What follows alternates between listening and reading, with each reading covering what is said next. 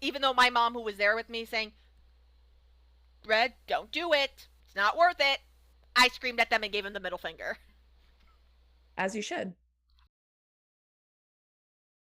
I always, when I see those guys, I hold up my Jesus loves you in a gay way sign that I made. I bring it to every pride event that I can, and I will either dance or now I have a karaoke mic, so I could actually like get my speaker and just invite people to karaoke with me.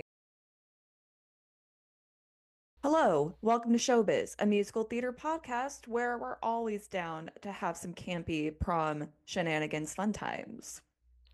I'm your host, Luna Rose, pronouns they, she, he. Joining me today is fellow epic LA player, Red Rosenberg. How are you doing today, Red? I'm feeling very glamorous.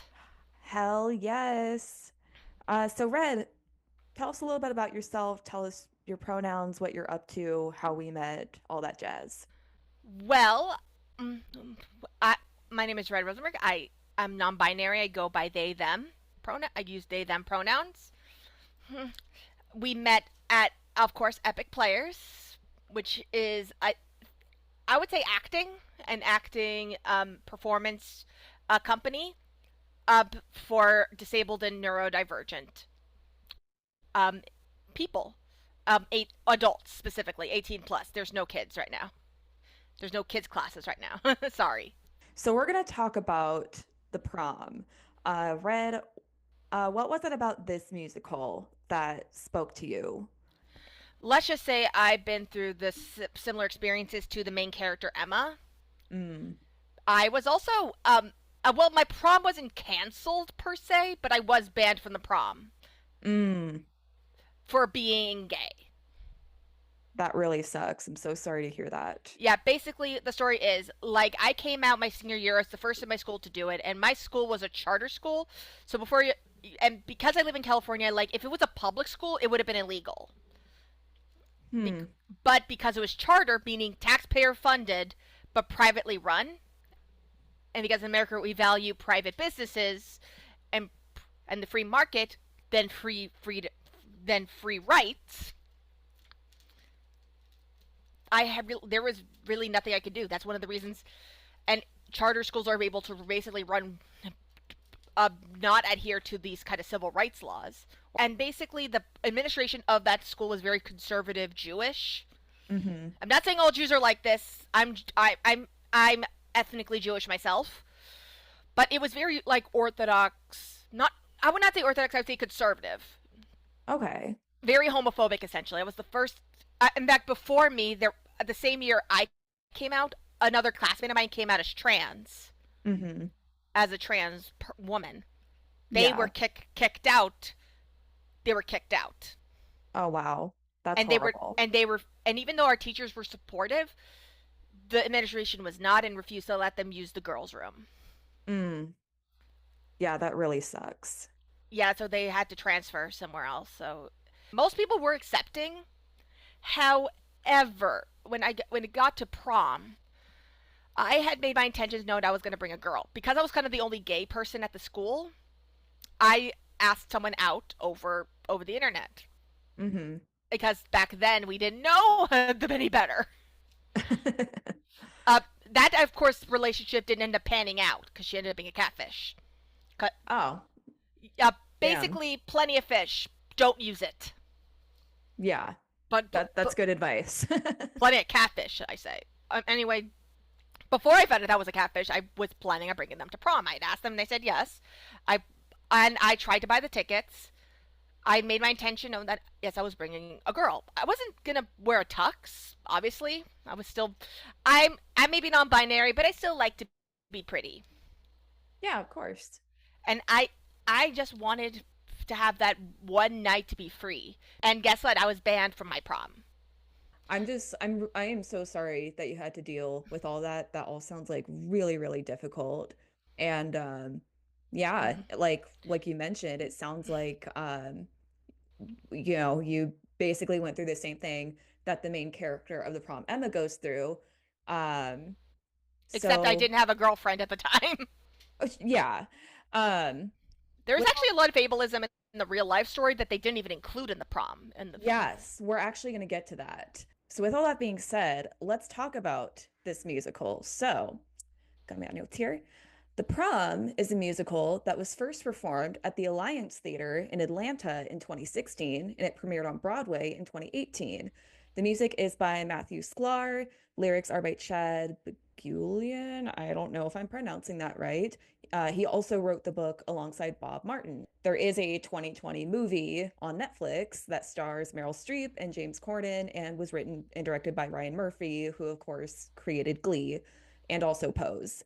In order to understand the story of the prom, we first have to go back to the year 2010 because the prom is loosely based on a real 2010 case, Constance McMillan versus Itawamba County School District. So Constance was a lesbian senior student in Fulton, Mississippi, who was denied permission to bring her girlfriend to prom and also wear a tux. Their reasoning was they didn't want gay couples buying the cheaper couples tickets instead of individual tickets, but really it was just discrimination. Yeah, As McMillan herself put it, you can't pretend like there's not gay people at our school. And if you tell them they can't bring a same sex date, that is discrimination to them. yeah. I should also point out that the school also used the excuse that if they let a same-sex couple have the couples tickets, it would give permission to non to same-sex friends to buy the couples tickets. Yes. And also, why were the couples tickets cheaper? That's a good question. I have no idea. What happened next was McMillan teamed up with the American Civil Liberties Union, or the ACLU, and they sent a letter citing a First Amendment rights violation and threatening legal action. A week later, the school canceled the prom entirely. McMillan faced even more bullying and scrutiny from her peers as they blamed her for the prom cancellation. This received international media attention to mixed responses. A lot of parents were being homophobic about it. Uh, Mississippi. yeah. And she And ended other up on Ellen. She and ended up other on Ellen. stuff. Yes. So other people, including celebrities like Green Day and Lance Bass of NSYNC, spoke out in support of her and offered to raise money for a second chance inclusive prom, which they were able to raise enough money to do. But Dan Savage, who is like a famous podcaster and activist, organized his followers in protest and had them contact the school to put pressure on him to reinstate the prom. And yes, Red, like you mentioned, Ellen DeGeneres invited McMillan on her show And gave her a and gave, scholarship. yeah, of $30,000, which is insane.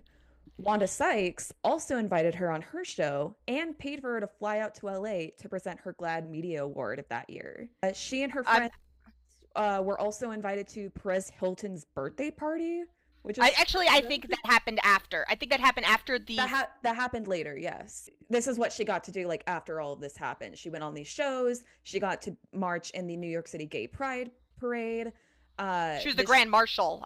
You forgot she's the Yeah, Grand. she was the Grand Marshal.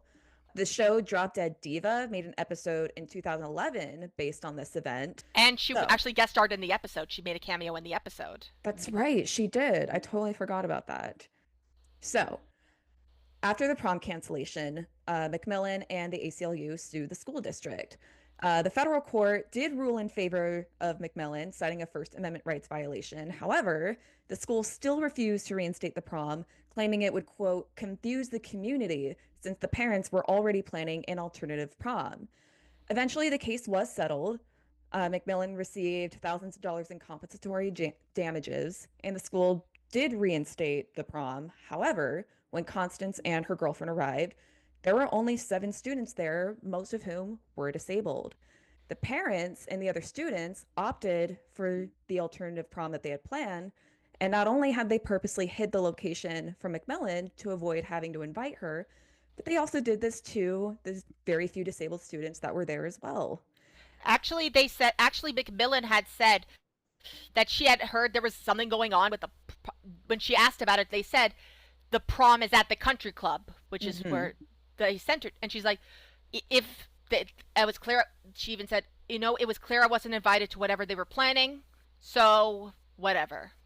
Yeah, so And she said they, it actually worked out because she and the disabled, her girlfriend, because her girlfriend was also there, yeah, and I don't even know if her girlfriend actually went to the school. We don't know anything about her girlfriend. What her side of the story was, Yeah, her girlfriend kind of stayed out of the public eye which as is far as we good could tell.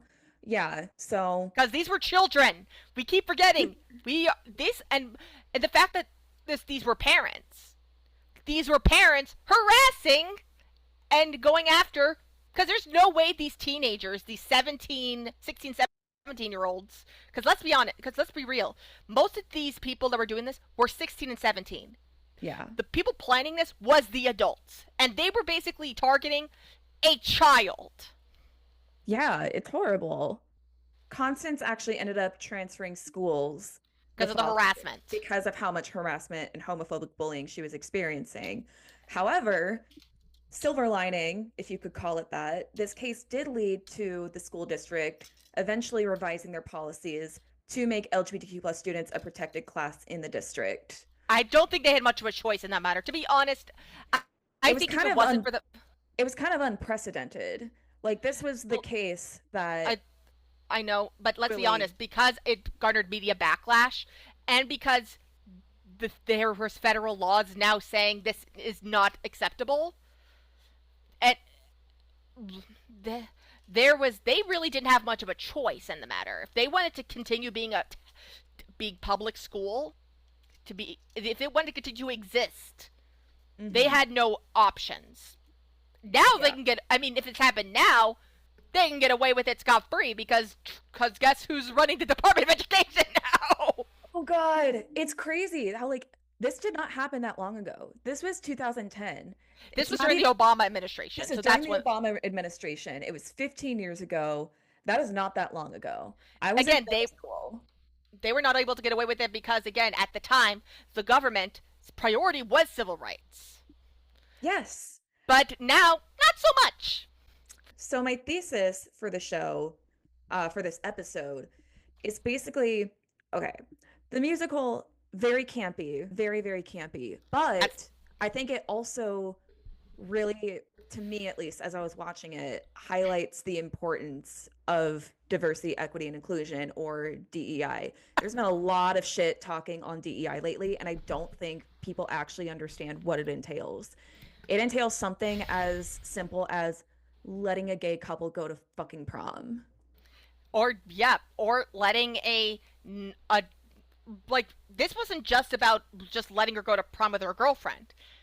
She was not even allowed to wear what she wanted or made her Yes. comfortable. Like if obviously I was still pretty much in back in high school. I was still like in heterosexual normativity.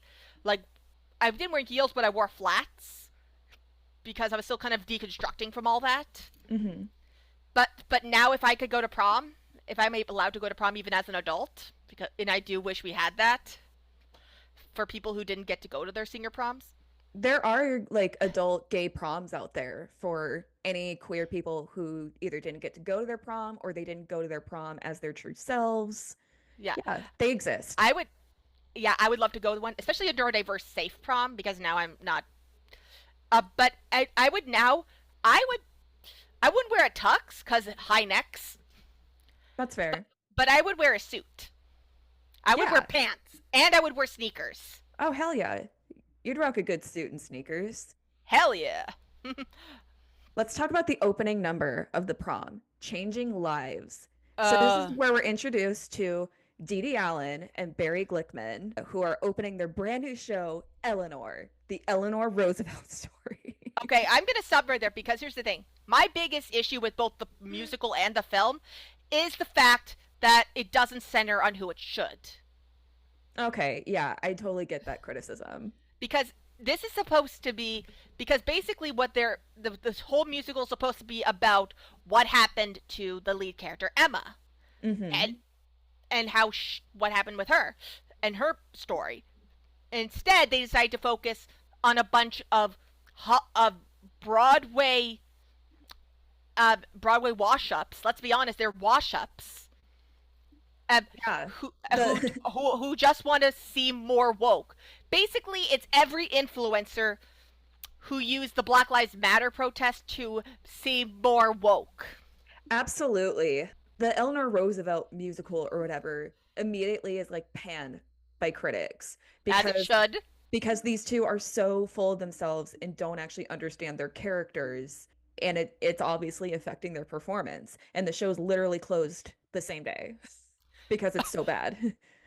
The thing is that I think that actually happened to a couple musicals. Although I do think that there's some musicals that it happened to that didn't deserve it. Carrie, Oh, doesn't first, oh my God. Didn't that happen to Trisha Paytas? Didn't she have a Broadway show for like a second? no, no, like that was supposed to be one day only anyway.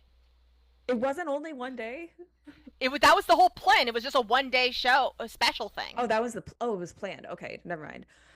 This number is objectively like so silly, and it totally highlights how just full of themselves these two people really are. Because like literally the number is called changing lives, as in we're changing lives with our I acting. again, I feel like that just is indicative of how much this show does not understand what its focus should be, or they feel like this is more important than what's actually going on. Oh, and like the rest of the story never would have happened if the show had been successful. But because the show's not successful, we segue into the Changing Lives reprise where they're like, we need to find a cause to improve our image. And that's when they stumble across, like, oh, this girl's prom was canceled because she wanted to bring her girlfriend. We got to help her. That's the perfect cause for us. And it's so just performative and disingenuous. That is one of the things that busy irritates me because they try to humanize. What they do with this in both the musical and the film is they humanize these opportunistic assholes who are not good people. I think the only good person is the only objectively good person is I keep because they're so interchangeable and I hate I hate most of these lead characters, these Broadway characters. The only one that could see a lot good in is the one that sings "Love Thy Neighbor." Yes, we are introduced to Trent Oliver and Angie Dickinson. And I think the reason the two of them are not as terrible as Dee Dee and Barry is because Angie is literally a chorus girl. She's been she's been a chorus girl in the production of Chicago for like 20 years. She's never really gotten her time to herself to shine. Trent is a Juilliard graduate and is struggling to find work. All he's gotten so far is a non-equity tour of Godspell, which is how they're able to travel to Indiana to help Emma.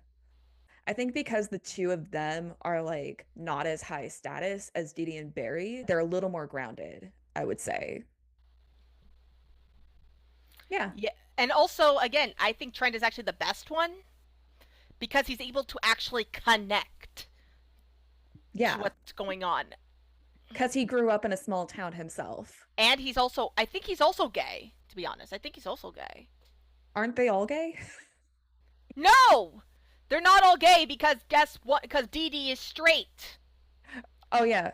Well, He, she could be bi.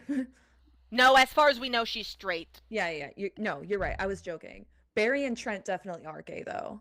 This is my interpretation at least. I think what they were going for with these celebrity characters is the fact that so many celebrities were speaking out in support of Constance McMillan in real life. And I think when we think about some of the celebrities who spoke up and were like, doing all this stuff, they don't have the best reputations. And I have to imagine, knowing what we know now about them, they probably had not the best intentions and it was probably like performative. So Perez Hilton, oh my God, that man. So it's actually wild that he even, like, I have to assume that he basically threw a second chance prom for Constance and her girlfriend to like improve his image because this man was like infamous for basically slandering celebrities. He really was mean to like Britney Spears and Lindsay Lohan. He famously like outed a lot of celebrities Oh my before they were god. ready to talk about it. Like he It, I, outed it, Lauren and from Fifth Harmony, for instance. He should know like better than anyone like how not cool and dangerous it is to out people before they're ready. And he basically made a career out of doing that.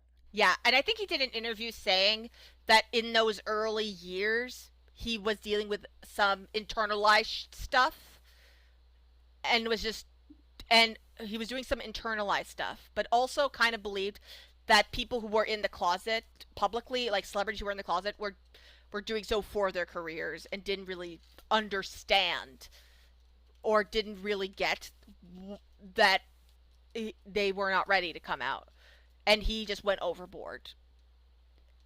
And he now realizes, like, knowing what he knows, he actually doesn't do that anymore. I would hope not. And but I don't know what his deal was with Constance. I mean, we all know Green Day was genuine because they've done this Of sort of thing of course, before and of course, since. Green Day is genuine. Like Green Day doesn't fuck around. Billy Uh, Joe Armstrong is our bicon. yes, Is our yes. punk bicon. Punk bicon all the way. I just think, I don't know, like, Yeah, and we know Wanda Sykes was genuine. yeah. And I think Dan Savage was also genuine because he did. Oh yeah, Dan He has done Savage was similar an activism. yeah, he's an actual activist. So like, and the things, the way he was supporting Constance was like actually tangible. He was like telling his followers to call the school and like write letters. So like he actually like has experience with organizing and protesting. Yeah, and Um, I will give Perez Hilton that props for at least like at least doing something good with this, and it actually panning out because she said she had fun and she had a great time. oh yeah, I'm really happy for her. I just question his motives considering his history. Uh, I'm glad he doesn't do it anymore, but just And he's learned. it just doesn't undo the damage that he caused, you know? Yeah, he actually was confronted by one of the people he outed. I think it was the one of the Fifth Harmony.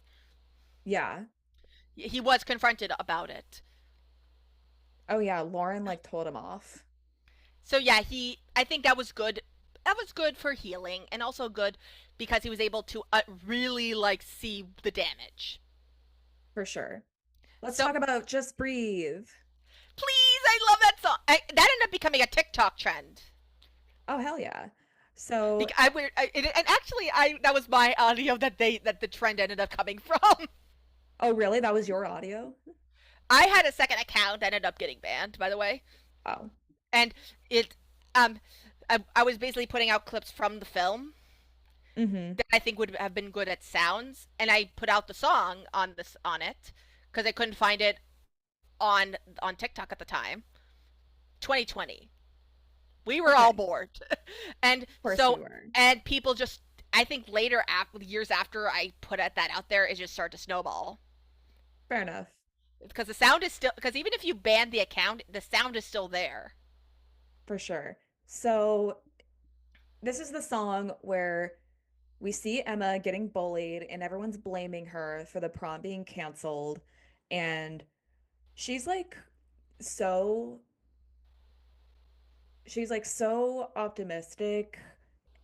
It's kind of admirable for like a 17-year-old. She's like wishing she could just leave Indiana so she could be accepted. And she's basically like counting down the days where she's able to do that. And It, she's having to remind herself that this isn't forever and like not everyone is so hateful. it's therapy. It's I think she's just repeating what a therapist told her at this point. Yeah, that makes sense. Like I could have sworn I heard those exact same words from a therapist. Oh yeah, me too. Me too. Therapy. We need it, but sometimes they give out bullshit advice. Yeah, it can take a while to find the right therapist, but the principal, I'm so glad Principal Hawkins is like immediately on our side. So So this we're, time it's so yeah. So they basically took out the principal's role from the real life story. yeah, I thought that was interesting. In the musical and the movie, it's like purely a school board PTA decision. I mean, I don't blame them because we all know PTAs are notoriously power hungry Karens. Oh, don't get me started. But Yeah. why don't you talk a little bit more about what the principal's role was in all of this in real life? He was the one that started this shit. He's the one that literally banned her from the first of all, he in real life, the prince.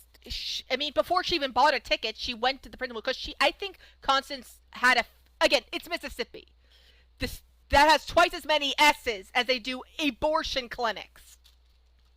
Oh my God. but but so yeah, so I think she knew there was going to be an issue. She also, by the way, Constance actually has a lesbian mom Oh, okay. I didn't know that.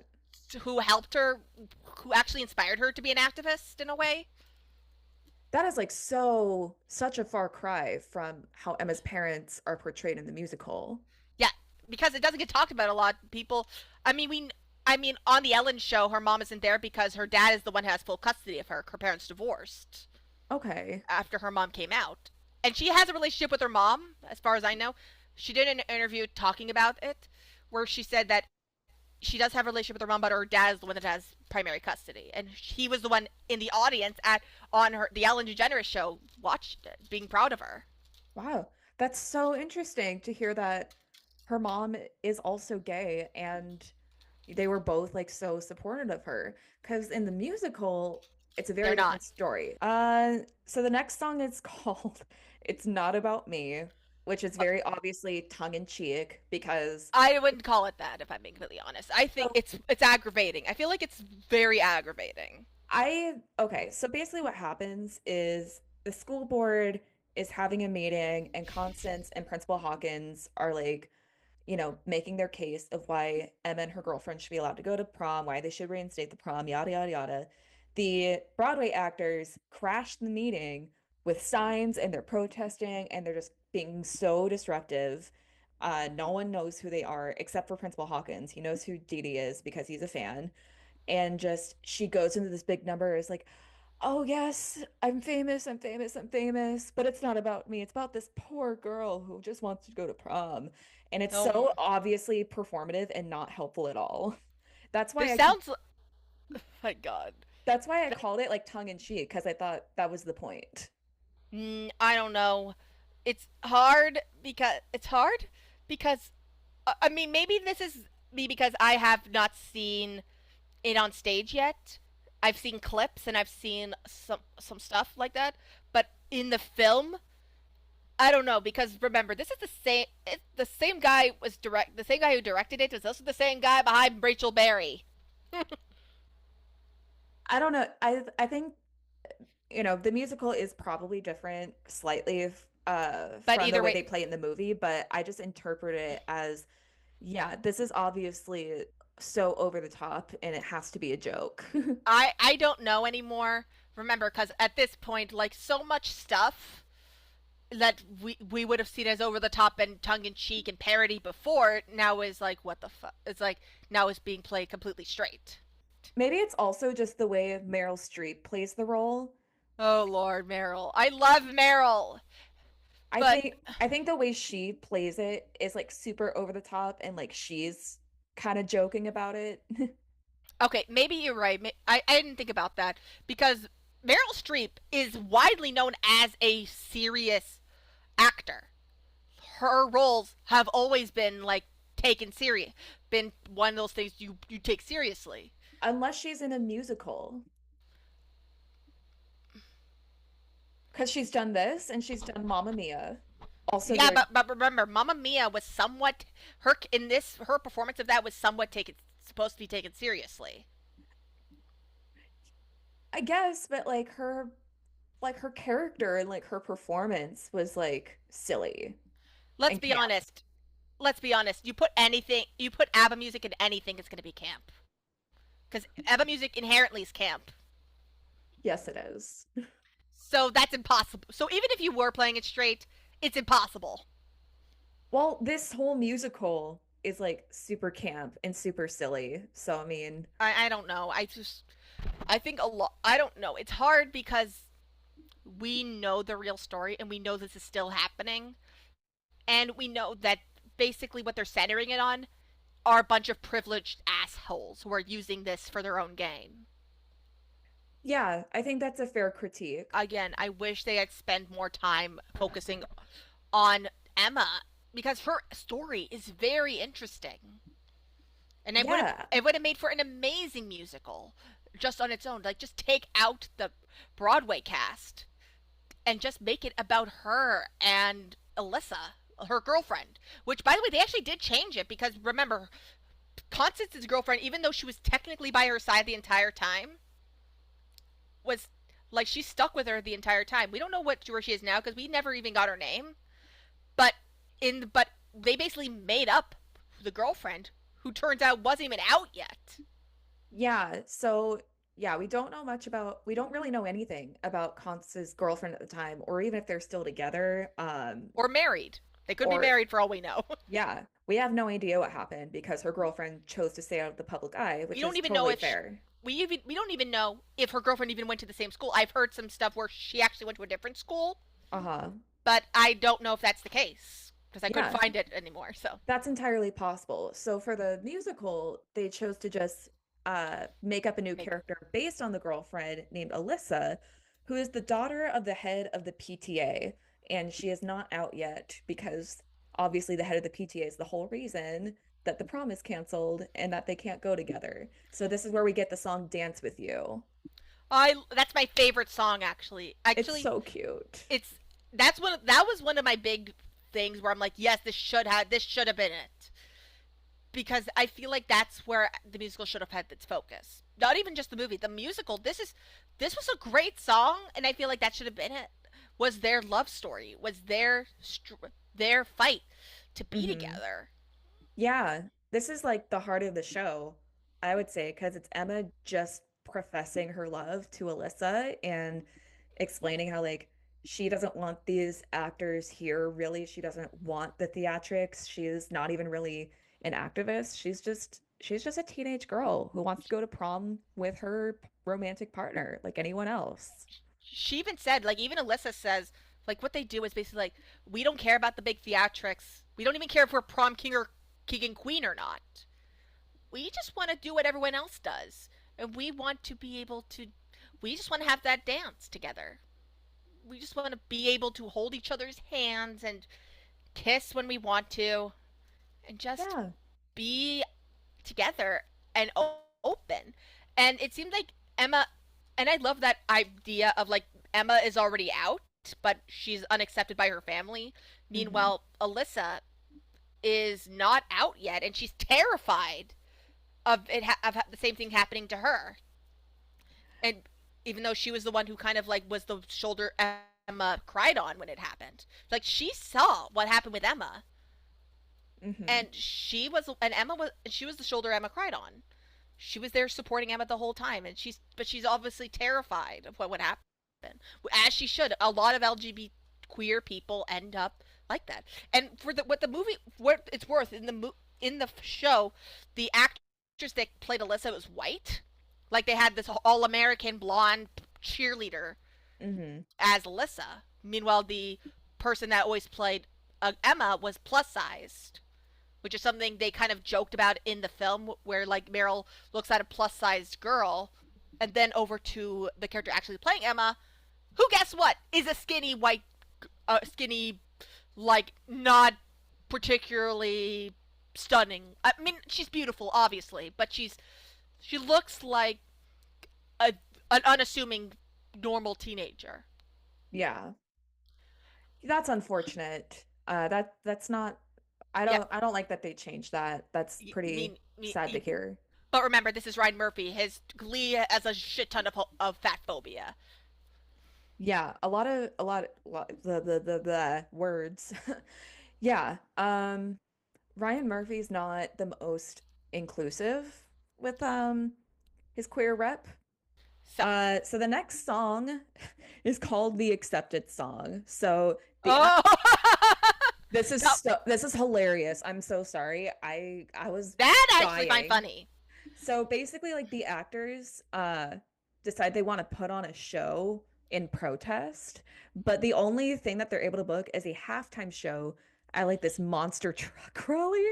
Yeah, and this may be in some of the movie. I don't know if it's in the show, but their agent, the one that's booking them these things, is played by the same guy who played Bertram on Disney Channel's Jesse.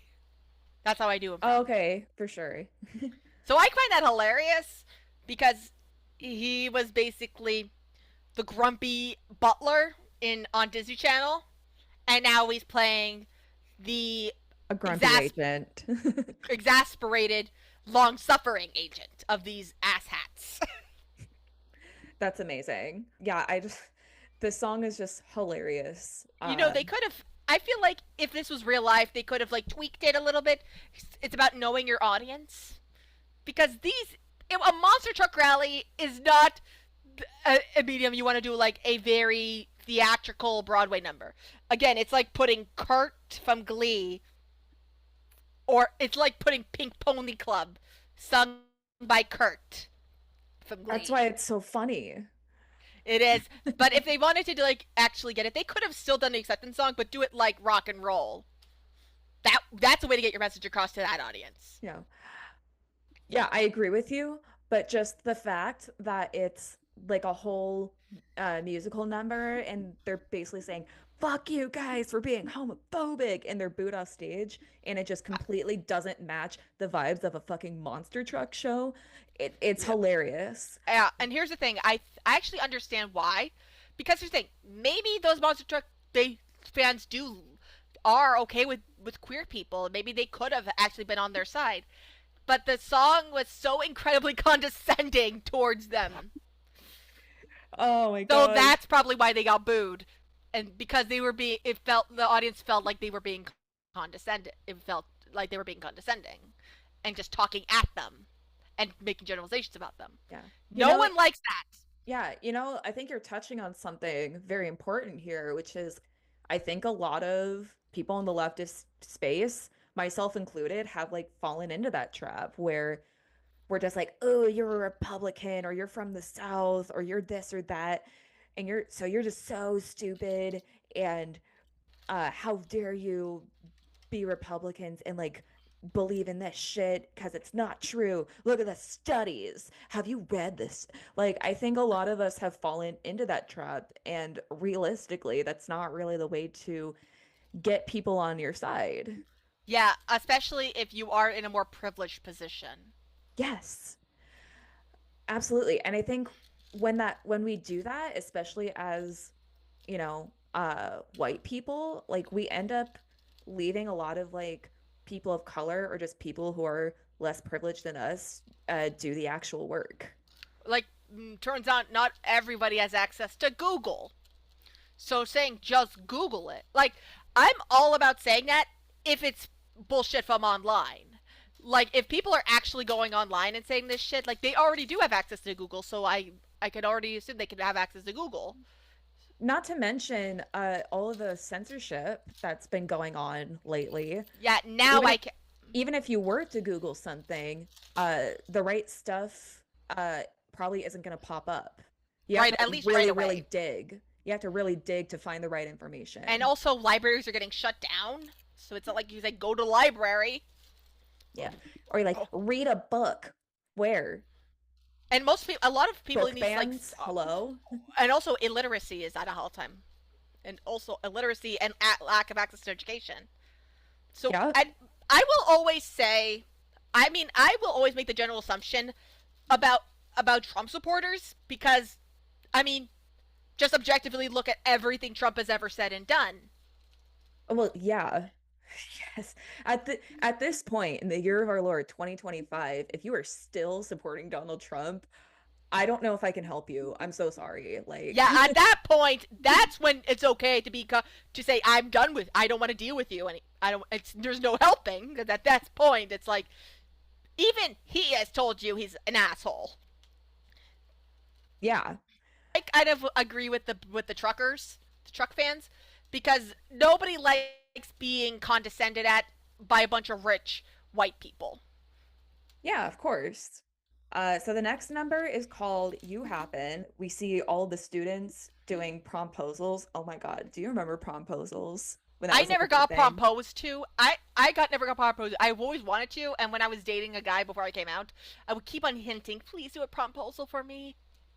Yeah. I got Men, I got promposed too. yeah. I honestly I wish he never got the hint.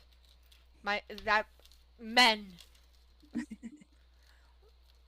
Yeah, Reason number 500, I'm gay. Why I'm gay. yeah.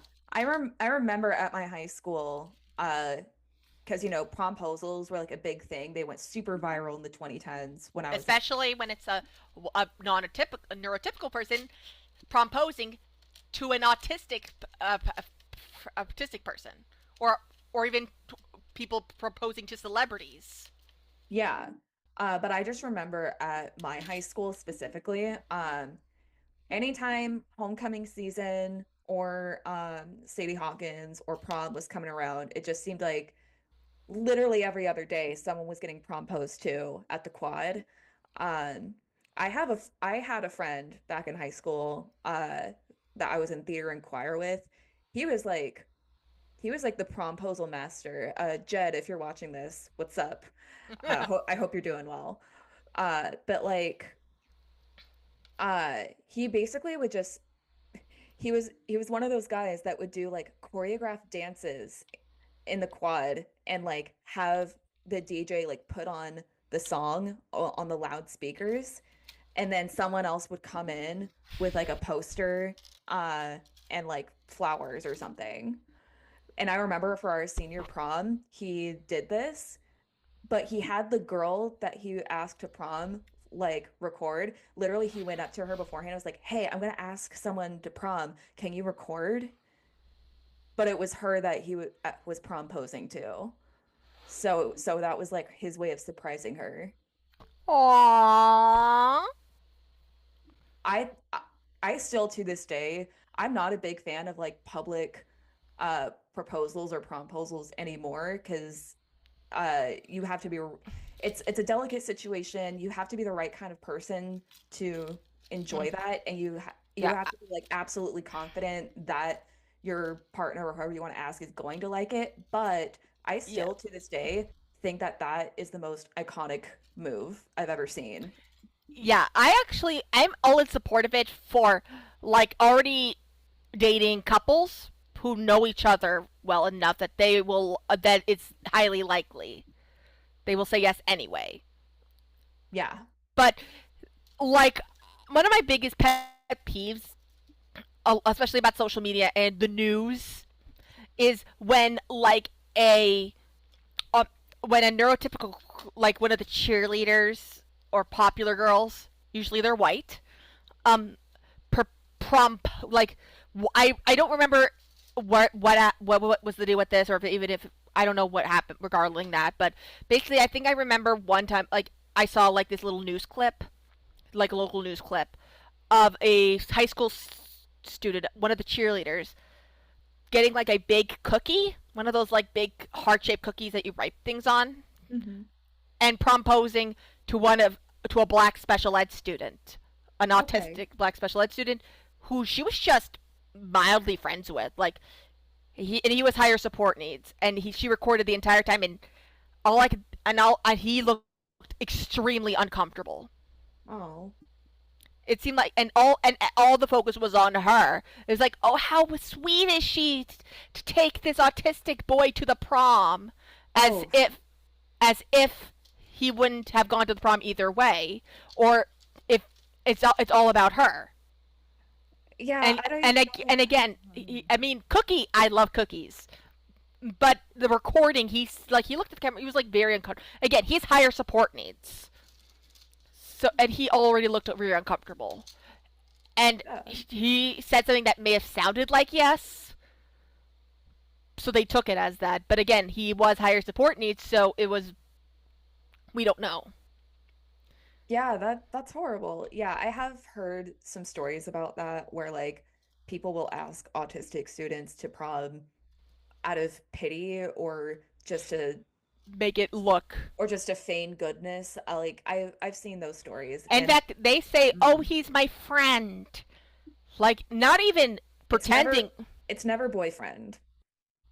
It's never "I'd like you" in a romantic. Like they always make it clear that they're not taking them as a romantic partner like you would when you ask these things, when you do these things.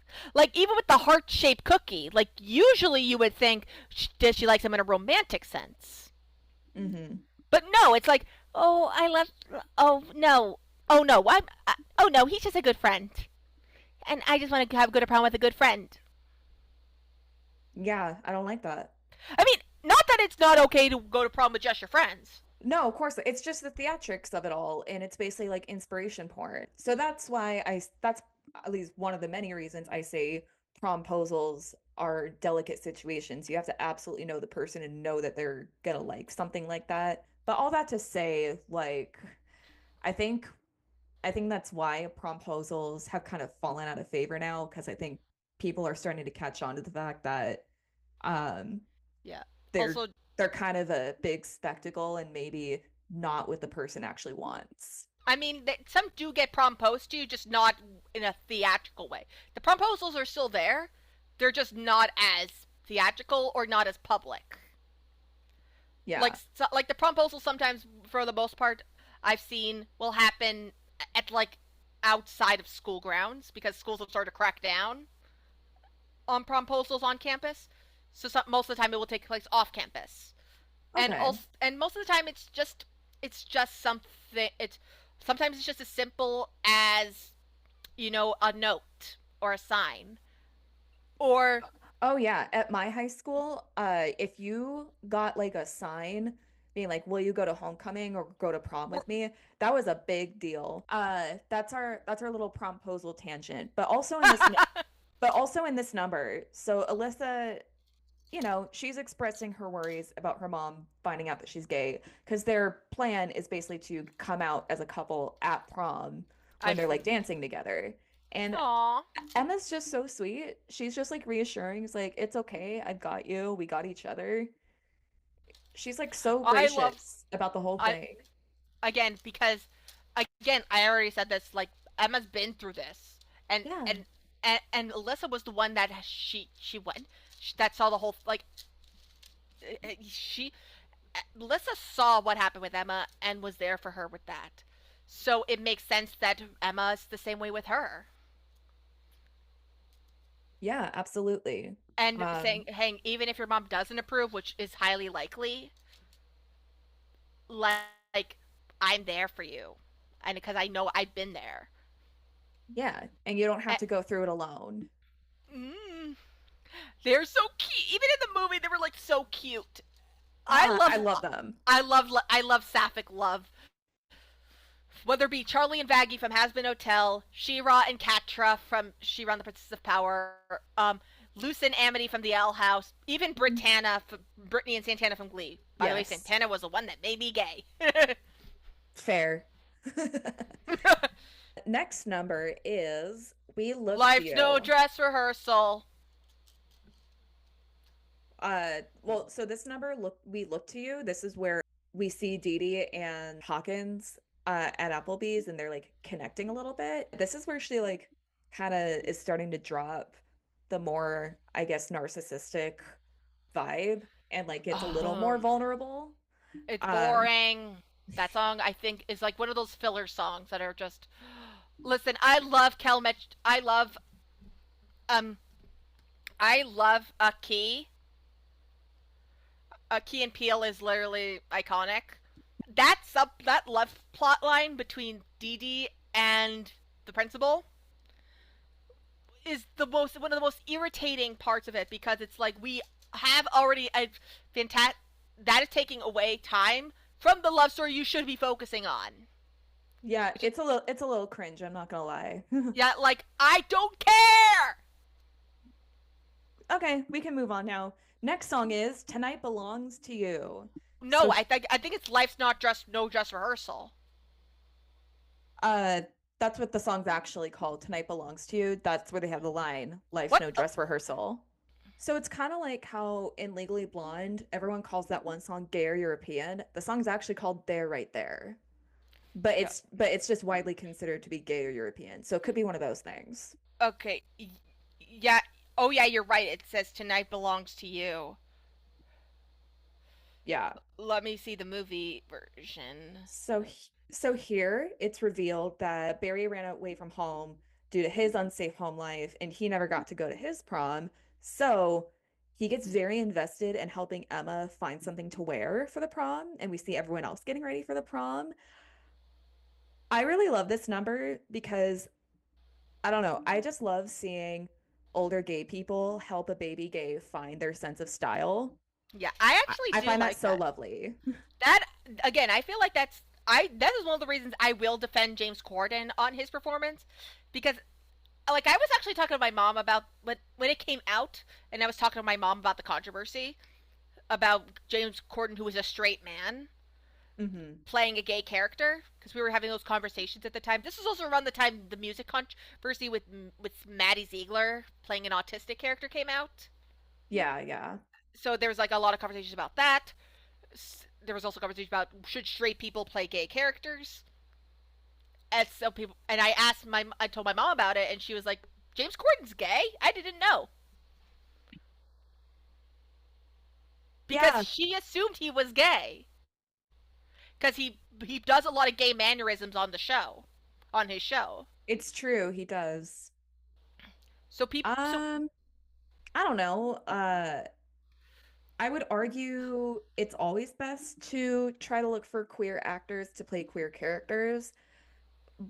But I'm not, I don't know, like I'm on the fence about it. I don't know that it's as big a deal as like a non-autistic actor playing an autistic yeah, character. I understand why it is, because it's super annoying when somebody who is in a position of privilege is basically playing your story.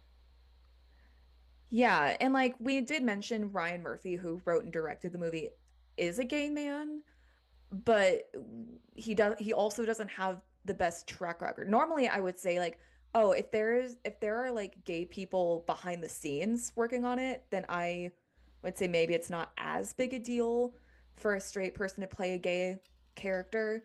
Mm-hmm. But it's also Ryan Murphy, and we've already Yeah, talked about how he doesn't have the best track record with queer rep. I just Be- think Ryan Murphy specifically is like super hit or miss, and I think James Corden is like super hit or miss. I think we've seen his already after the prom. We saw what he can do, and we saw what happened with Cinderella. Although that had more problems than just James Corden. All that to say, I just love seeing like older gay people help baby gays like Mm-hmm. find who they are and like Yeah, find their sense of style, which is a big part of like figuring out who you are, I especially when you're queer. yeah, I, It's I wish just I had that, to be honest. I wish I had that too. It's like a rite of passage. I yeah, I I hope to be able to do that for somebody else one day.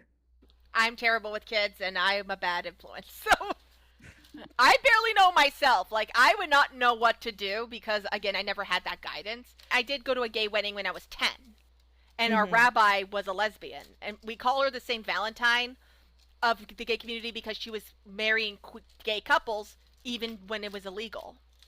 Oh wow, good for her. Yeah, she's a very prominent gay activist. She's also the first gay or lesbian rabbi, certified rabbi in the state of California, which is really cool.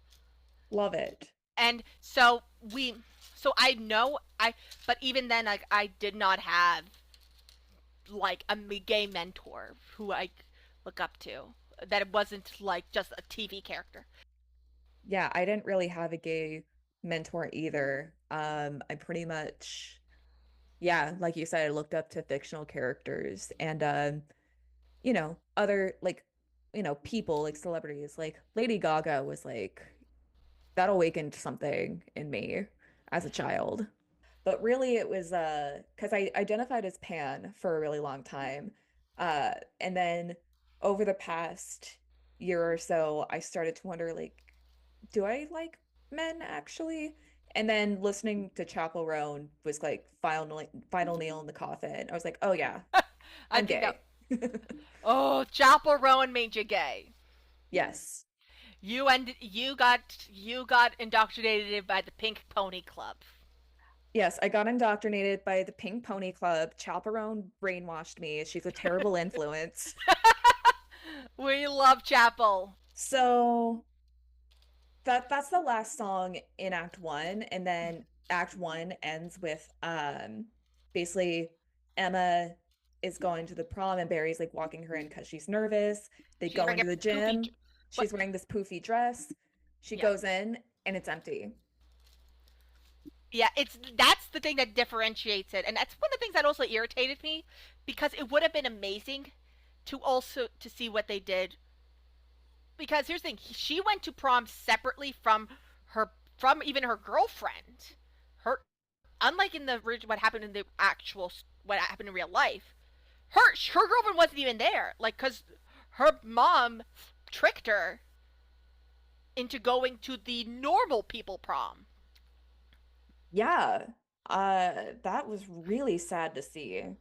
And because what had happened was what during you happened when they were singing about coming out during prom, two of I don't know if this was in the musical or just the movie, but two of Alyssa's co-cheerleaders Overheard saw the conversation.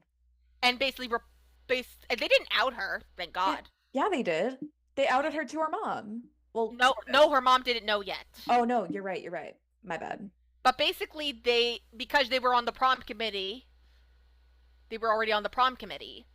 Mm-hmm. They went to Alyssa's mom, who already didn't like Emma for being gay, and made that suggestion to her. Just Yeah. in, because again, it was usually just for Emma, but also they didn't even include the disabled kids. I hate that people forget that it was also the disabled kids. Yeah, I think maybe if they had like I don't know, like replace the Broadway actors storyline with like the disabled students who were also tricked and going to the fake prom. Like that actually would have been super I would have compelling. loved that. I would have loved that because it would have shown the intersection between gay and disability. Especially when, let's be honest, a lot of autistic people are gay. Yeah, there's actually been real studies done on this where autistic people are more likely than non-autistic people to identify as queer. And there have been anti-LGBTQ plus laws in some states passed to basically target autistic people as well as queer people, basically to say if you are diagnosed with autism or another disability, you're not allowed to get gender affirming care. What makes it, they're basically using autism as a scapegoat. The same way with Yes. vaccines. Basically, they're like, oh, we don't want our kids to be autistic, therefore we shouldn't vaccinate our kids. Therefore, vaccines are bad because we don't want our kids to be autistic. Again, we're a scapegoat. Yep. We will now be taking a quick intermission. If you're enjoying this episode so far, be sure to check out the extended version on my Patreon. That's right, for just $3 a month, you get early access to the extended versions of each episode, as well as the occasional bonus episode, some bonus content, and a shout out on the podcast. Once again, that's just $3 a month. Patreon will be in the description box down below. And now, let us return to our seats for Act 2. Like leading up to the next number, which is just called Zaz. There's a whole media I, frenzy about uh, the fake prom, right? and, So yeah, and that speech that Kerry Washington gave, which was like her. Oh, we did this for Emma because we didn't want her to be embarrassed because of her lifestyle choices.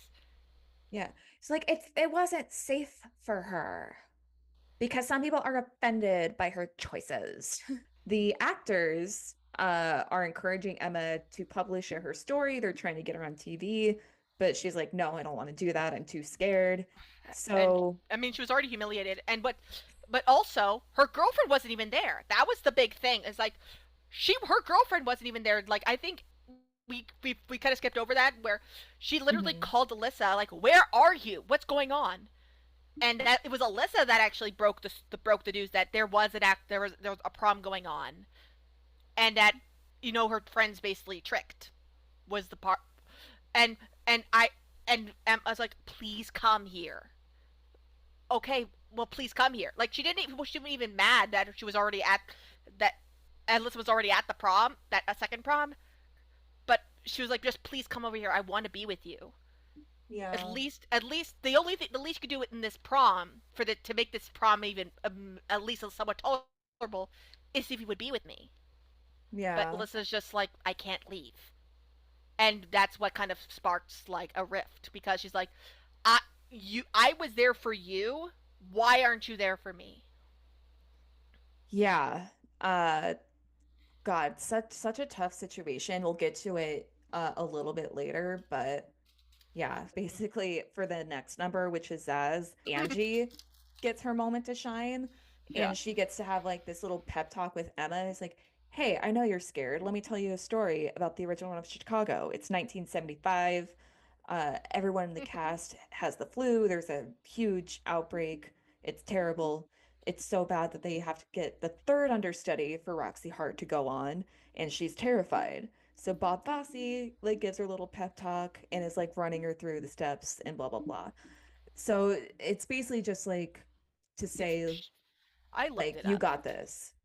By the way, I looked it up, and I'm not sure that I think that story was made up. It was a rumor or something. I don't know if it was actually true. All right. But I will say that as far as connecting Emma's situation to, because here's the thing, Angie's not really pressuring Emma to come forward, but just to stand up for herself in a way that makes her feel more confident. Yeah, I like that about the number, and I like that about Angie too, which is why I think she's a lot more grounded than like the other like than like Dee Dee. Honestly, all of them are like a lot more grounded than Dee Dee. Dee Dee is like really the terrible one here. And But Barry, I will say this, at least in the film, Barry seemed to be more about making Emma seem presentable as and more prom ready, like a normal girl, because it seemed Emma didn't even like want to do the dress. So it was something that Barry wanted her to do. yeah, sure. Um, So it felt like he was doing this more to make her seem more presentable for him. I could see that. Um, So so yeah, so I just really like Angie here because I love Angie, and Nicole Kidman played her so well. Nicole Kidman did a fabulous job. But you're Yep. right that in that she's not really pressuring her to do anything she doesn't want to do. She's just trying to help her find her light, as she puts it. Yeah. She's trying to help her like be a little more confident in herself. Yeah. Even before that, like she was the one who was like when everybody else was before even everyone else got there or was even considering. She was the one with Emma on her bed with with a multiple tubs of ice cream ready to go. Hell yeah. And that is what friendship is about. When your friend is down and humiliated, you go there with multiple tubs of their favorite flavor of ice cream or safe foods, whatever it comes first, Yeah. and you let them rant to you, You let them rant, you let them eat their feelings. and you eat their feelings with them. You Yeah. eat with them in support. Like I just thought that was really sweet. And after you eat the feelings, then you get to the advice. Yeah, I think Angie handled that beautifully. She was like, I'm here to comfort you. She shoos everyone else away so that they can like hang out one on one. And then, she talks her through it. It's like, okay, like, why don't you want to do that? She's just like, it's not that I don't want to tell my story. I'm just too scared. She's like, okay, like, let's help you through that first. It's more about like finding your way, the one thing in something that makes you confident. Yeah. And And then I love when she tells her, like, think about everything that's happened. Think about how you feel about your girlfriend. Think about that fake prom. Think about how you felt when all that happened. I could just imagine like the again if this was the autistic people doing this, helping and there's the neurotypically queer and autism. If that was on that perfect version, like I can imagine that being one of the autistic people doing it, Yeah. and Well, connecting special interest to other things. yeah. Well, I know Constance and her girlfriend did end up like becoming friends with the other students that were there. So Yeah, yeah, I could totally see that. when the musical like was getting all this attention online because of the film, Constance said nothing. No one even seemed to ask her what's going on or what she thinks of the musical or what she thinks of the movie. I don't even know if Brian Murphy even asked her for her the rights to her story, Yeah, I feel like if she wanted to comment, she probably would have done it by now. I think at this point she just wants to stay out of the limelight. or not remember the humiliation. Because she did get damage. I do know she got damages for the fake prom incident Yeah, she because did. it was found that the school was involved. and they were lying to the press about it, saying it was a private thing off campus, yada yada yada. And then, but apparently the students were idiots because they didn't think to make their Facebooks private, and turns out they posted a bunch of photos from that event, calling it prom. Yeah. That's what happens when you're an idiot. Yeah, what you post on the internet isn't exactly private. And People will yet, find out. yeah, and again, Constance literally transferred schools after that, so I'm like, I'm pretty sure she does not want to remember what happened. Like, she's like, I'm glad I got that prom with Perez Hilton. I'm glad I got to meet Ellen and I got to meet Green Day. But this is too much. Yeah. And So the next number is called The Lady's Improving. So basically what happened with that is Hawkins is mad at Dee Dee because he learned that she's just doing this as a publicity stunt and she is like trying to get him to like her again. this was the most unnecessary song. Literally, this is a. I feel like it's manipulation. It's very manipulation.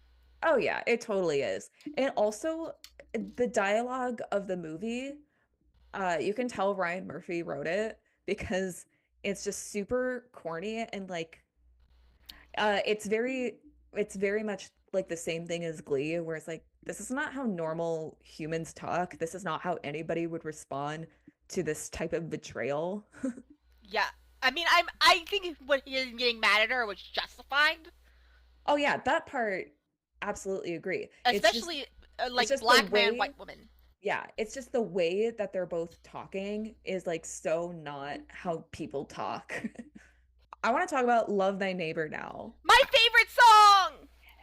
I So this is where Trent confronts all the other students about how hypocritical they're being because they're like, we're Christian and therefore we're good people, and Constance is gay, so we're just following the Bible. Emma is gay. Yeah. Um, Yeah, Emma, not Constance.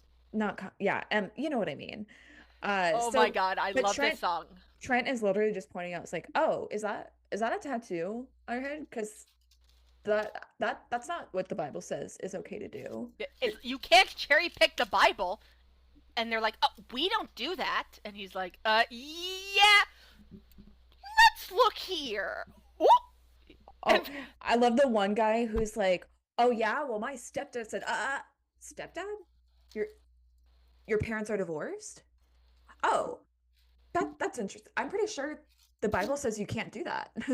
Or your mom will have to die. How's tomorrow? She ain't got any plans. In fact, Love it. I think there's two TikTok videos that were made in 2020, using the original Broadway recording. Hmm. And is this man basically lip syncing the song, but in the background, like when he's doing the green screen effect, he's Oh, literally okay. pulling up those Bible quotes, those exact Bible quotes. Like we actually could read, like he's showing this. I'll send you the TikTok video, but he's like showing us the Bible quotes that they're talking about as like, I got the receipts. Yeah. I just love that the number is basically like you can't you can't cherry pick the Bible. Look at all of these rules in the Bible that you're breaking every day. More importantly, you're breaking what Jesus literally says is the most important commandment, which is to love thy neighbor as yourself. Yeah, literally, people will say, will and when see a lot of people like point that out to these conservative Christians or fundamentalist Christians, they will usually say that and then tacked on their own thing. Like there's an Yeah. asterisk there. They're like, but I do love gay people. I just think they're sinning and they're gonna go to hell. And I remember, like, I was 2017. I was volunteering with Planned Parenthood at the time, and I was in the Gay Pride March, Okay. and I was dressed up as a giant birth control pill packet. Love it. Yeah, and we got to the point, and we got to, and when we got, and in every single year, without fail, at one point during the parade, there is a whole like counter protests of people just screaming at us. And Hmm. a lot of us have fun with it because, like, some gay couples kiss. Of Some drag course. some drag queens do dance numbers for in front of them. Of Just course, you say, have to. and I, even though my mom, who was there with me, saying, "Red, don't do it. It's not worth it." I screamed at them and gave them the middle finger. As you should. I always when I see those guys, I hold up my Jesus loves you in a gay way sign that I made. I bring it to every pride event that I can, and I will either dance or now I have a karaoke mic so I could actually like get my speaker and just invite people to karaoke with me. Let's talk about the next number, which is called Alyssa Green. So this Oh is where I kind of want to talk about why I feel for both Emma and Alyssa.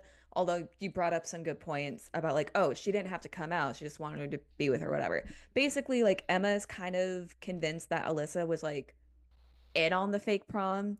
Alyssa's like swearing that she wasn't, and I was like, okay, but you didn't come and comfort me when I asked you to, and it's basically Alyssa explaining where she's coming from. It's like my mom's a control freak. I have to be perfect all the time. I have to be a cheerleader. I can't express my feelings. My way has to be tracked. And like there's a lot of pressure, I think right? there's also the last line where she's like, "Mom's convinced if you're perfect, your father might come back," which That line destroyed me.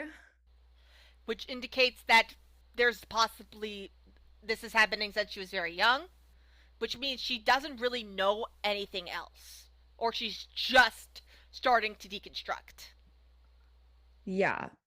Um, the or fact she that believes that, or she believes that if she has, like Emma had her aunt to take her in, yeah, and Alyssa doesn't think she has anybody like that right. because it's not like she could move in with her girlfriend, or she believes there's available resources for her like that. Yeah. I'd like to believe that if it came to it, Emma's aunt would take Alyssa in.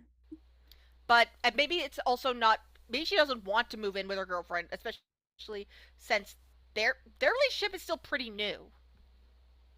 Yeah, it's fairly new, like a year and a half. That's not super long in the grand scheme of things. Yeah, like she But doesn't want to go that fast with her girlfriend, or maybe she feels like that if she did, it would be she would feel like she's imposing on that. yeah, like so I totally get where Alyssa's coming from. Where like she admits like she's living a lie. She doesn't want it to be like this. She just feels like she has to. It's survival. Yeah. So Like, like sorry. yeah, if you like this is very important for everybody to hear. If you don't feel safe coming out, you shouldn't have to. That is your choice. I also feel for Emma, where like you mentioned, like, okay, but I was like, um, what did you say? Like, I was there for you. Why can't you be? Humiliated. Yeah, I was humiliated and you basically like left me all alone. And like, how do you think I feel having to deal with all of this and all of this bullying and harassment? Yeah, and all I wanted was for her to hold me. I Yeah. just needed a hug. And I think that's pretty justified. It's understandable. I do understand where Alyssa's coming from as an autistic person, especially where you're just doing this because of survival, but you're also doing because it's all you know. Yeah. And also at the same time, you can acknowledge like the hurt that's being caused as a result. Alyssa doesn't have to come out if she doesn't feel ready, but that's never what Emma was asking. Yes, their plan was to come out at prom together, but when it didn't work out that way, Emma just, like you said, wanted Alyssa to comfort her, Yeah, the same way Emma's been doing for her, and Alyssa yeah. couldn't do that. And I think Alyssa. I think that's really shitty. I think is they could have salvaged that prom and made it a positive. Alyssa could have been just gone there, not without coming. She could do it without coming out to her mom or anybody else. She could have just gone, said, "Mom, I'm gonna go home, Yep. or I'm just gonna go grab something to eat and go home." Yeah, exactly. They end up breaking up because Briefly basically, breaking up. yeah, so Emma basically asked like the way you can make this up to me is to help me go public and like tell her story. And Alyssa's not ready for that. I don't know. I guess some people Actually, could actually, I think some people could interpret it as an ultimatum, but I don't see it that way because Emma's just like asking, it's like, will you do I this with me? And Alyssa a- says no. And Emma's like, okay, actually no. fine, but we're breaking up. Ac- Actually, no. She doesn't say, "Will you do?" She doesn't say no. She just says, "I wish I could." That's Basically, basically another way of saying no. yeah, but she's basically putting that on her mom. Be like, "I want to, but my mom will. But my mom won't let me." Basically, it's like she doesn't have free will. Yeah, that's a good point. I And do and like I think, that I like that Emma calls it out where she's like wanting to do it is not enough. You have to choose to do it, and if you're not going to choose to do it, fine, but I can't do this anymore. yeah, because she's used that excuse multiple times. Yeah. And at a certain point, if like you use that type, like even if it's like she understands, like remember, Emma has been through this exact same thing. She's Yeah. had her mom is one of is some similar to her to the Alyssa's mom. I keep forgetting her name, but Yeah, she was kicked out. she knows more than anybody what Alyssa's going through, and she's empathetic to that. She's not asking. In fact, I don't even think that she's asking Alyssa to go public on camera with her. I think she would have just been happy if she was just behind the camera. Behind the Yeah, for sure. Yeah, because we've mentioned how Constance's girlfriend was like supportive behind the scenes. She just didn't want to go on camera, but she was still there. She didn't even get a name. We didn't even know her name. We don't know what she looks like. Yeah. And She presumably that didn't stop them from like working it out. It didn't stop her from supporting Constance. or going to prom with her. Yes. Like they got to have that dance together. I would imagine they had that dance together. Oh, absolutely. One more thing I just wanted to say about Em and Alyssa's relationship. I don't know, like it's a canon event basically to be in a relationship where one person is already out and the other person's not quite there yet, and it kind of causes some conflict. I just feel like that's a trope that I've seen quite a lot with sapphic relationships. But I also Yeah. think it's just a very Overdone. it's not that it's overdone necessarily. I mean, it is a little bit, but I just think the reason it's overdone is because it's such a common experience within the community. And honestly, like, so I've only had one girlfriend before, and this was when I was identifying as pan, and I really didn't. I did like so we basically dated like during my semester abroad, and then we broke up when the semester was over, and so I just didn't tell people about it. And to be quite frank, one of the reasons we broke up was because it was my first relationship with a woman, and I it scared me. It Yeah. scared me. So like in I in a way was Alyssa in that situation. Hmm. I still kind of I really regret it still to this day because she actually ended up passing away. I'm just really sorry. Now, I think that's why I also felt for Alyssa in that situation Yeah, because I I was Alyssa at one point in my yeah, life. I and I was also Emma. I also understand like you still hurt people that way. But yeah, that's all I wanted to say about that. Yeah, and I was Emma at one point. You were Alyssa. I was Emma. Yeah. I just think it's funny. Um, But maybe then hopefully the next relationship you have will be different. the next number is Barry is going to prom. It's the a gay person who did not get that chance, Hmm. who grew up in a time where he would have been murdered. Yeah. And I like the whole. the visuals in the film of him dancing with his younger self, being like, "I'm doing this for my younger self." Yeah, that was so lovely. I really loved to see that. I just Like this is doing things. why this is why I say like actually like the actor characters are not that bad besides Dee Dee. Like the other three are actually like quite grounded. We see Trent talking to the other kids and like we know about his small town background. Angie was like a chorus girl. She's never gotten the spotlight to herself before Or she's and an she's able. understudy. Yeah, or she's an understudy and she's able to, give Emma more confidence. And then we see Barry, who, yeah, like earlier he was just kind of dressing Emma up in the way he wanted. But at the same time, like, I think in his mind, he genuinely thought he was doing a good thing because he was like, I think it healed something in him. I think for him, he even said he knows what Emma was going through. He literally knew exactly what Emma was going through, and it felt like he wanted to do it in order to heal his younger self. Yeah, heal that inner child. And I'm like, that's what I do. Like, I want to like do things that would, as an adult, do like as an autistic adult now.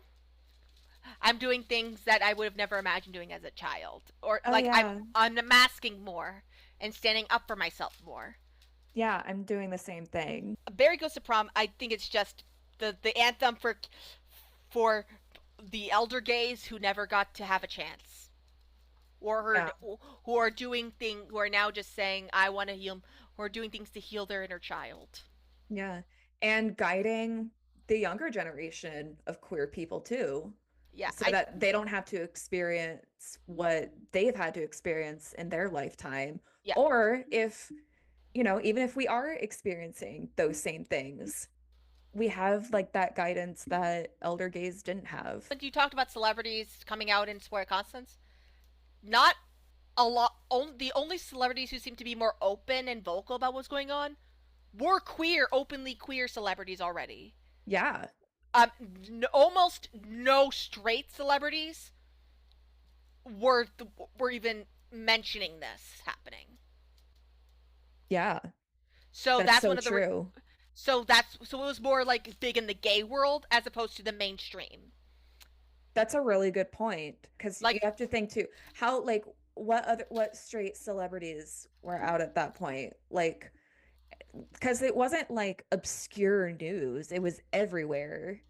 Like it was a big fucking deal because it was kind of unprecedented at the time. And so the fact that it was really only queer celebrities speaking out, I think that speaks volumes. because it was still dangerous. It was still Yeah, pretty dangerous. Like those who had already been very established for decades, like Neil Patrick Harris, were getting away with it. But like people like Meryl Streep would have never spoken anything at the time or did anything. It basically what they're doing here is the equivalent to influence to white influencers talking about black issues because they're everywhere. Because hmm, let's be clear, this story was mostly in queer news. A lot of people did not report on it, or at least report on it from the civil rights side. They would more present it as an individual. It's the South issue. yeah, for sure. So the Yeah. next number is called Unruly Heart. Oh So God. they do get Emma a TV appearance on a show, My but my Dee Dee's ex-husband. that's hilarious. I love that. Like Dee Dee But literally, like it was like they had this whole thing of like, oh, Dee Dee's so selfless because she, like it was like if I put Emma on this, I'm gonna lose the beach house that I got in a divorce. But and so I'm giving up the beach house for Emma. For Emma, I'm like, dude, you get your head out of your ass, please. you do have to admit that like she never would have done that in the beginning of the show. So She had a to be little forced. a little bit. Anyway, but yeah, so Emma opts instead of the TV appearance to upload her own video basically singing this song about acceptance. She's like, "Oh, you may have heard of that fake prom. That was me, and it was horrible." that, you know what, I wrote this song, just expressing my feelings, and hopefully it gets better, and hopefully I can make other queer people out there feel less alone. It doesn't seem convincing. Like, she is smiling. Like, very, like, I'm singing about lollipop smile. That is kind of weird. And I'm not saying she's a bad actress. I just think she was given bad direction.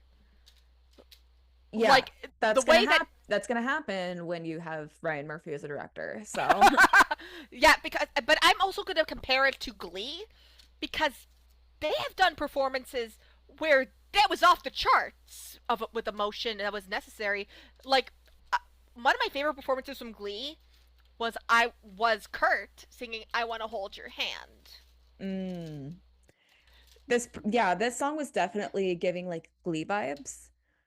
Where But you're not the right. Glee that where I'm crying at the end of it because, oh my god, there was like numbers where I was bawling my eyes out. Yeah. I don't know. I'm not gonna Like, lie. I teared up a little bit at this song though. Just I just think I, I thought the lyrics were like really touching. Like she says, so fear's all in the past, fading so fast. I won't stay hidden anymore. I'm who I am, and I think that's worth fighting for. And nobody out there ever gets to define the life I'm meant to lead with this unruly heart of mine. I don't know. yeah. You're right that the acting needed a lot more work. I just really like the song because it's such a simple Hmm. message of acceptance and like we're here, we're queer, get used to it. But like Yeah. we still I also clearly don't think need she has that a strong message enough right now. voice. It is. I just wish it was done by a stronger singer. I love Joe. I think she's nice. She seems like a nice lady, nice woman. I just think it would have been better. It would. I just think she wasn't a strong enough singer to pull off that kind of message. Hmm. She again, it's like Katie in the Mean Girls movie musical. The way they it's not like the actor was bad per se. She wasn't strong enough to handle the material. Okay, yeah, that's fair. Let's talk about the last number called It's Time to Dance. So basically, what happens, Emma's song goes super viral, and the actors want to give her a second chance prom, but the school has no money left to do an inclusive prom. So they all get together and basically donate all of their money. Barry gives away his credit card, Trent gives away his card, Angie gives away all of her cash, and then anything that's in her Venmo. They And basically pressured Dee Dee to give away her American Express Black card. which is the not a it's the one with no limit. Yeah. The one where no it's the one I feel like shouldn't exist. It's one of those things where like everyone's pitching in is like, yeah, I'm gonna help. Me too, me too, me too. And then the one like selfish character is like, but It's Barry that actually weirdly enough it's Barry that actually was like, do it. I You just better. think that trope is so funny. And I think the way that Meryl says it, I actually kind of get chuckled a little bit. It's like, why does being good have to cost so much money? And I'm just like, that should be something every influencer takes because we don't give a shit about what you say. Give us the money. Yeah, money makes the world go around. It's sad. But that line is so funny. Meryl Streep is just so good at just playing those types of like self-absorbed characters. She I plays wish you it would. so well. Yeah, but all she plays everything well. Obviously, there's something that's very she did very that was Dee did that was actually pretty decent. She literally said, "I contacted your mom because I know you're not going to," and set up a meeting between Barry and his estranged mother. I don't know that that was a decent thing to do because he made it pretty clear that he didn't want to talk to his mom. Okay, yeah, I yeah. Now that I say out loud, yeah, Yeah. and it's presented as a good thing, and I get her intention. I mean, it's nice that it works out and they, he's able to make up with his mom, but just it wasn't Dee Dee's place to do that. I also know that he like in one scene in the film, and it was one of my favorite scenes in the film, where I actually felt like James Corden was actually coming into this role pretty well, and that it was when Barry was talking about his experience with conversion therapy, that his mom Mm. tried to put him in conversion therapy, which if you're queer or even if you're not, you know that conversion therapy is one of the most traumatizing things that anybody can go through. even people who aren't gay who have gone through it just because they were assumed to be gay. Yeah. And but if you want an actual like good fictional depiction of conversion therapy, look at But I'm a Cheerleader or Boy Erased. Those are Oh, the two. I love But I'm a Cheerleader. Yeah, but those are the two films I would recommend regarding conversion therapy is But I'm a Cheerleader and Boy Erased. The way he was talking about it and he was crying in Dee Dee's arms about it. And I'm glad it Hmm. did work out and I'm glad that his mom acknowledged that she was in the wrong. But and I'm always about getting closure. But yeah, but now that I think about it, now that I think about it, it was what we were talking about with Perez Hilton. Hmm. It was not his place to come out, even if he does understand what it's like to be in that situation. Yeah, exactly. And also another scene in the film, literally, she when they take Emma aside during the when they were going through the prom and say, "Yeah, the only reason we came here was to use you for our gain," and Emma just is okay with it. Yeah, I thought that was a weird delivery. I thought like I think they were trying to say it was just badly written, this part, because I think what they were trying to get across is this was our original intention, and then we've been able to get to know you, and you're so great, and for Barry and Trent, we're like, we know what it's like to be in your position, and then their intentions changed.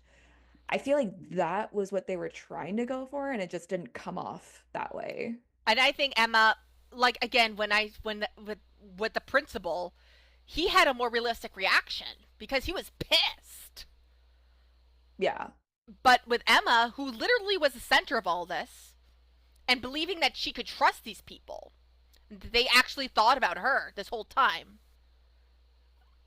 Like hearing that they only used her, like I don't think she would have minded if she's like we found you on your story on Twitter and that's how we found out about what happened.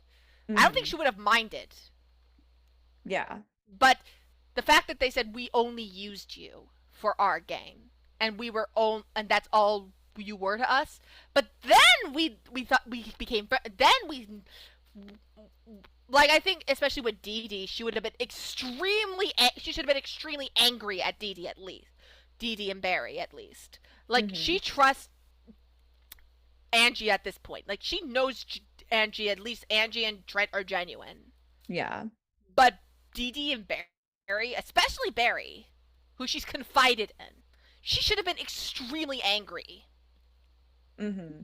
So basically what ends up happening next, the PTA does try to stop this inclusive prom from happening, but Principal Hawkins mentions like, actually I'm not obligated to tell you and you can't stop us because it's not a school event, because they're like using the money to like rent out the gym.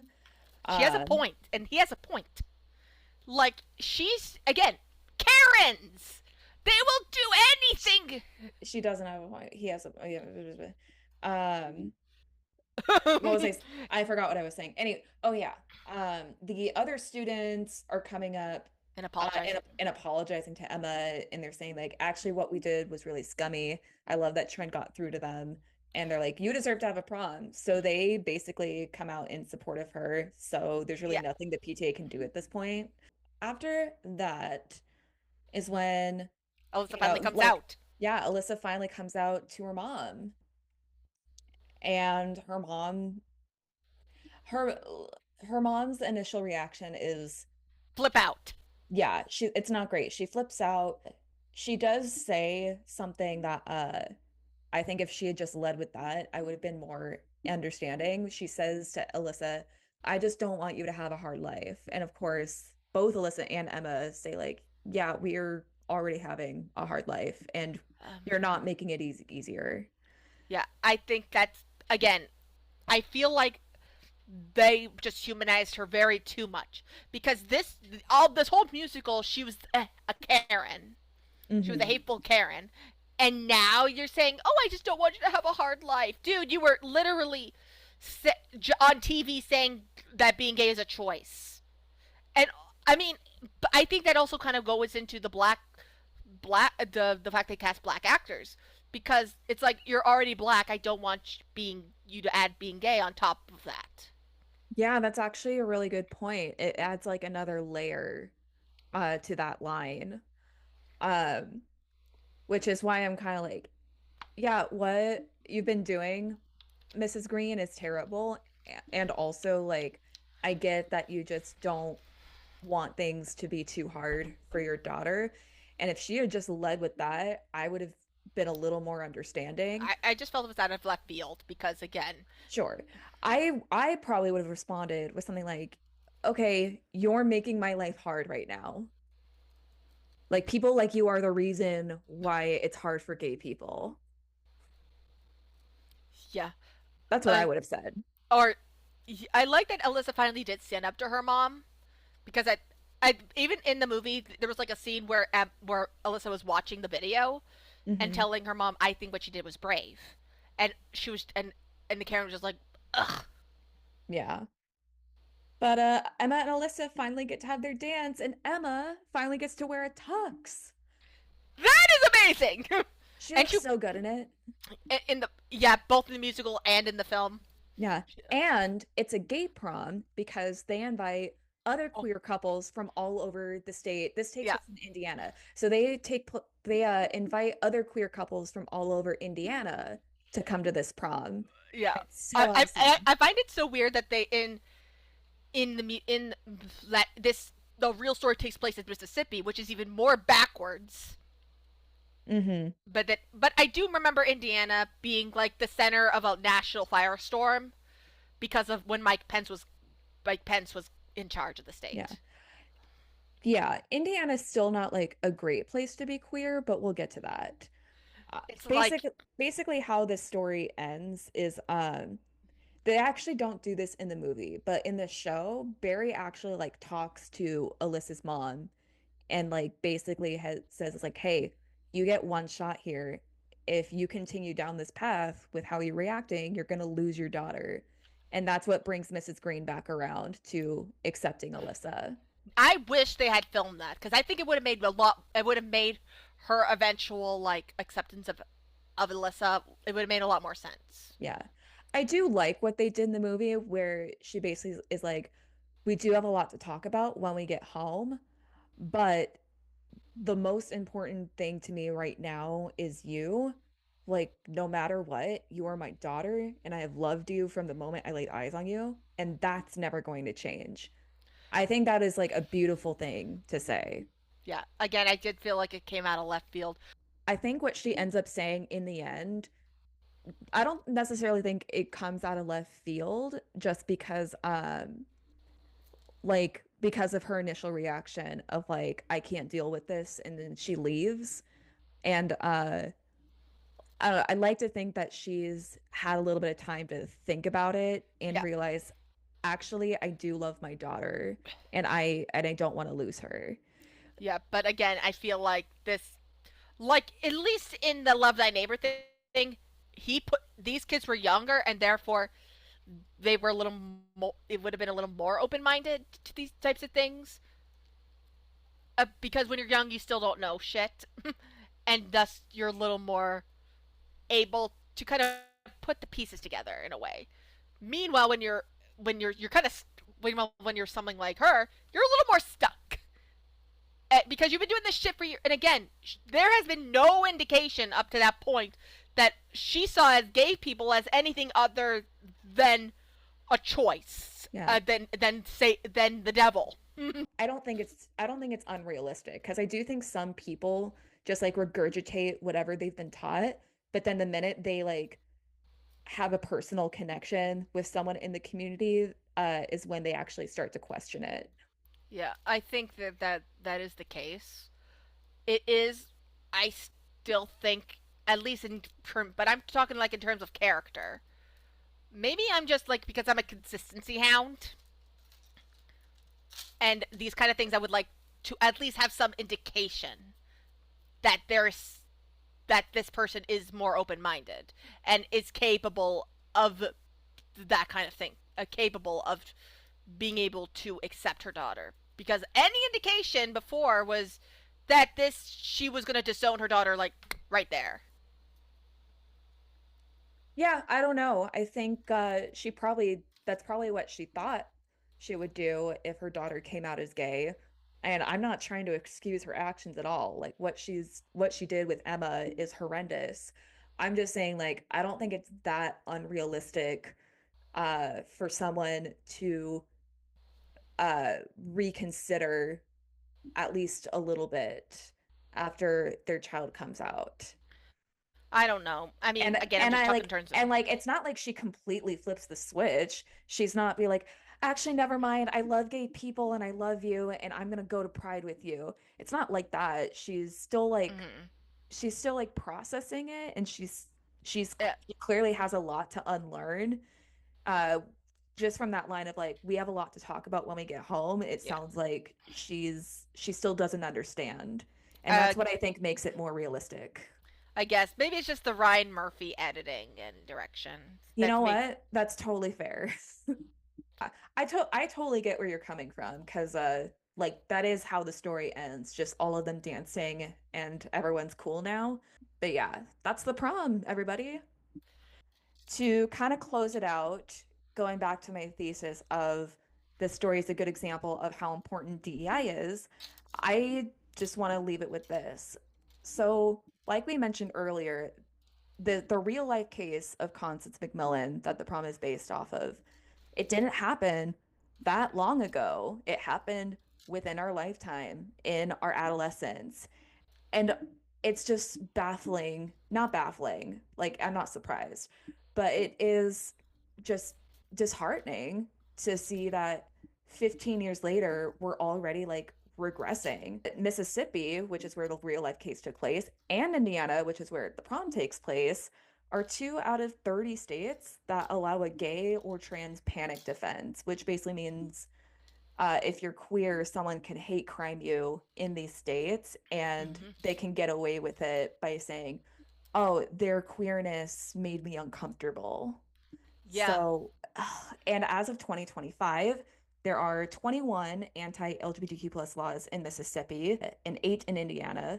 There's been tons of restrictions on gender affirming care. There's been significantly less funding for DEI programs. cutting And them all together. yeah, they're being cut altogether for in some cases. There's a lot of parents' rights bills to basically allow parents to have full control over the kids' education and healthcare, including their mental health care, meaning they would have a right to refuse gender affirming care, inclusive education, critical race theory, all of that stuff. Horrible, horrible. Schools are being required to out trans students to their families. Educators are required to refer to students by their legal name and their gender assigned at birth. There are laws requiring college students to be placed in dorms based on their sex assigned at birth. In Indiana, there are a lot of laws requiring that basically saying there are only two genders and that trans people's IDs must be changed back to their sex assigned at birth. That's federal government. Even people who are living in liberal states are getting those. I Yeah. and and, and like and here's the thing. I am in the process. I really do want that. I'm terrified because I do want to change my legal sex to X as a non-binary person. It's still F for female, Hmm. and it's just frustrating. And also, I do not want to let liberal, like we're talking a lot about conservative states. Liberal states are not any better because we are Oh, so I know. I we. only bring up Mississippi and Indiana because those are the two states I know, that I these know, places took I know, place. but Yeah. we should. But because it also was filmed in L.A. But let's be honest, it wasn't filmed in Indiana. It was filmed in L.A. And also New York was where the Broadway show took place. And again, because if they want to center privileged city people who live in these liberal states, then yes, we Yeah. have to acknowledge that the liberal states are more complacent. Yeah. That they're not as outwardly homophobic, but I think complacency is a little more insidious. So they've made it a level 6 felony to help a minor receive gender affirming care. Uh, this is happening in other states too, but inmates are required to be placed based on their sex assigned at birth. So any trans inmates will be placed in different facilities based on what they were assigned at birth. As And if trans then people or didn't health already have get fucked over. and then healthcare providers are allowed to deny medical services if it, quote, violates their conscience, meaning they can deny service to LGBTQ plus people and they can't be And held liable for abortions. that. And Don't forget abortions, abortions. yes. And they've passed a law prohibiting trans people from participating in sports teams aligned with their gender identity. That's been happening in multiple states as well. So, like, Excuse me 1 second. yeah, my thoughts exactly. So, I just think it's disheartening to see. And I know, like, I actually don't know how popular or unpopular the prom is. I know a lot of people had like shit on the movie for various reasons. Ryan Some Murphy. people I know have don't really like the prom. They think it's too cheesy. But to be perfectly honest, it may not be my favorite musical, and it does have like a really simple message, which is gay people are just normal people who want the same things everyone else wants. To be quite frank, though, we clearly still need to hear that message because of everything that's going on. Yeah. And so, and you know what? Like, gay people deserve to have their campy, cheesy teen fun too, damn it. Yeah. Yeah, like we deserve to have our problematic people as well. Like we our problematic celebrities and influencers as well. And we also let's be honest, it's not as bad as many people are making it seem. Like I'll say the same thing about the prom that I said about Cats. Cats the movie. I'll say this. It's bad, but it's not the worst, and it's not as bad as many people were making it seem. Yeah. We just need to stop like putting so much pressure on the queer community to just like be perfect all the time. We're allowed to have like our campy, silly, goofy, Yeah, not great movies or musicals. And, queer people can be problematic like Perez Hilton or Ellen DeGeneres, and it shouldn't reflect on the entire community as a whole. yeah. Well, Red, that's the end of the episode. Actually, I want to start doing this on the show now, where I end the episode with asking my guest a question, which is, what is your most favorite and your least favorite part about theater? My least favorite part is rejection. Mm, so real. My most favorite part is being on stage and performing. Hell yeah. Speaking my language there. And of course, my favorite part of it, all of everything about in general, it and the community in general, is the friends I made along the way, like you. Oh, I had to thank get you, sentimental Red. there. Yeah, no, it's totally fine. I appreciate you. All right, Mm. that's the end of the episode. Where can people find you, Red? TikTok at Red is them. Instagram Red is they them, and Blue Sky Red is them. Um, Red is them, and Venmo. Please send me money. Red is them. Yes, please support autistic creators. Send us your money. Please, I'm broke and live at home. Thank you so much for being on the show, Red. It was so nice to talk the prom with you, and I'll see you later. Thank you. Jackie Bye. says hi to you. Bye. Bye. Well, that's showbiz. Once again, if you like this episode, be sure to check out the extended version on my Patreon, as well as other bonus content for just $3 a month. Got any burning questions or comments? DM me on Instagram or leave a comment on YouTube or TikTok, and who knows, I may mention you in an upcoming episode. My socials and my guest socials are in the description box down below, as well as any other upcoming projects and a social justice spotlight related to this week's musical. Thank you so much for watching and supporting, and please come again.